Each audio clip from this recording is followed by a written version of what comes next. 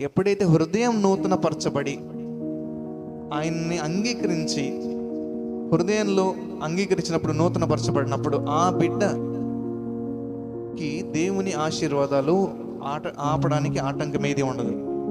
దేవుడే మన హృదయాన్ని నూతన పరచగలని యెజ్కేలు గ్రంథం 36:26లో నేను నూతన పరుస్తాను, నూతన ఆత్మని నీకు ఇస్తానుంది. New spirit in you. Is it there in Bible?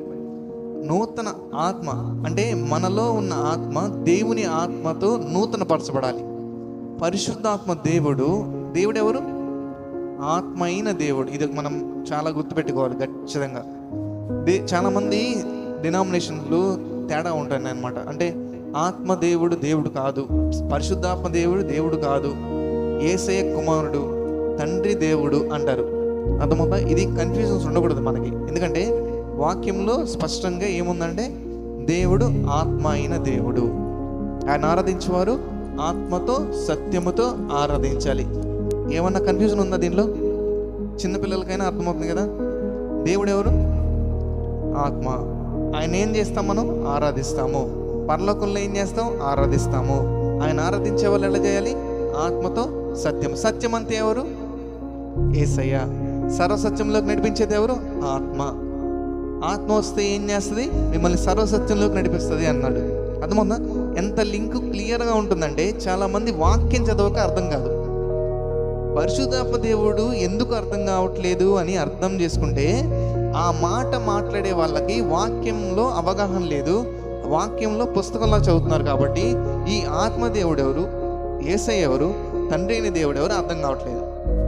కానీ మనకి దేవుడు నమ్మిన బిడ్డకి, యేసు నా కోసం మరణించడన్న బిడ్డకి ప్రతి ఒక్కరికి గుర్తుపెట్టుకునే అంశం ఏంటంటే దేవుడెవరు? ఆత్మ.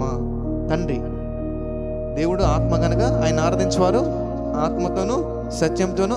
ఈ మాట అందరికీ తెలుసు, దాదాపు క్రైస్తవులందరికీ ఆయన ఆత్మ కనుక ఆత్మతో సత్యంతో ఆరాధించేవారు అంటారు అంతే. కానీ మనం మెల్లగా ఒక్కొక్క మాటకి అర్థం చూసుకుంటే ఏముంటుంది? ఆయన ఆత్మ అయిన దేవుడు.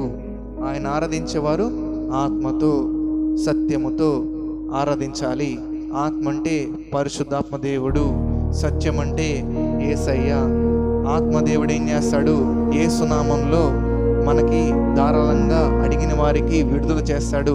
పెంతెకొస్తు దినమున అపోస్తలులు అందరికీ ఆయన ఆత్మని విడుదల చేశాడు. మేడగదిలో ఉన్న వాళ్ళందరికీ, అడిగిన వారందరికీ ధారాళంగా ఇచ్చే దేవుడు. నువ్వు ఈరోజు అడిగితే పరిశుద్ధాత్మ దేవుడు నీకు ఇస్తాడు. అర్థమవుతుందా?